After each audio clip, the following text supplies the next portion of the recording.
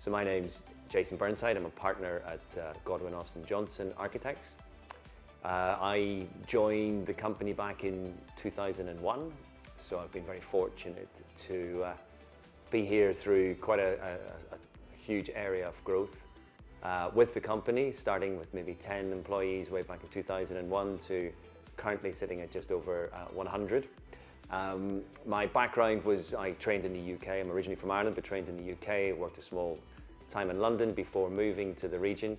And again, very fortunate in that I've been exposed to a lot of different project typologies since there. So Godwin Austen Johnson is a company started by Brian Johnson almost nearly 35 years ago now. We are a British company. We have a main office here in Dubai, a smaller office in the UK. We're currently about 110 staff. We work across a number of different sectors. Hospitality would be probably one of the ones that people know us most for. But we're also very active in schools, education design, with a huge portfolio of work over the last 10 to 12 years. We're currently working on a number of projects in both Dubai, Abu Dhabi, and in Saudi Arabia. We've also got residential schemes that we're looking at in Sharm el-Sheikh in Egypt. And during the time that I've been with the company, I would say that at one point we were probably covering all of North Africa, as well as the MENA region. And as the market starts to recover, I think we're starting to see again a lot of interest coming from those regions. Probably relating to a point that I made earlier, which is about the human side of design and how humans fit into our project. There's obviously a lot of interest currently around environmental design. We've been very much at the front of bringing LEED gold buildings to the region. We've now achieved 4 LEED gold buildings. We're currently working on a LEED platinum building.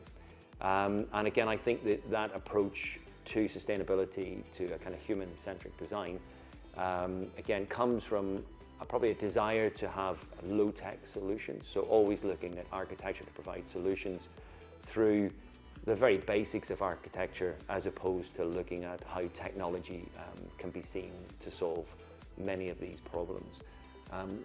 Probably again fostered by Brian in a lot of the discussions that we have with him, the vernacular architecture also gives us a lot of clues in terms of how we can mitigate the very harsh climates that we can experience in the region, and a passion I think that the office share now. So I suppose for us the trend that we have is around how we can actually look at those historic references, make them very modern, very contemporary, and very relevant to today's culture and society. So I think as a company we're very optimistic around the range of work and potential project opportunities that we have. Saudi is proving to be a very large market for most practices in the region. I think that's going to continue for sure over the next couple of years. But what's going to be very interesting in it is the range of projects and the type of the projects. There's some very exciting ideas being proposed. We are also very mindful that that Dubai and the UAE is really our home, that we continue to manage our project flow here in the region. And as always, we're very keen to keep working with community-based projects. And again, we're bidding for a number of schools at the moment and working with educators to see how we can continue to expand our portfolio of education projects, but actually also look to see how we can continue this idea of innovation within education design. For us this year, we will be handing over another school, which I've lost count now of how many schools we've handed over in the last few years, but we're very excited. In June, we'll be able to announce this building in its completion, and again, another LEED gold building for us. One of the other major projects that we're hoping we'll be able to reveal a little bit more about later in the year is a large cultural asset in Saudi Arabia, which again is a very exciting piece of architecture.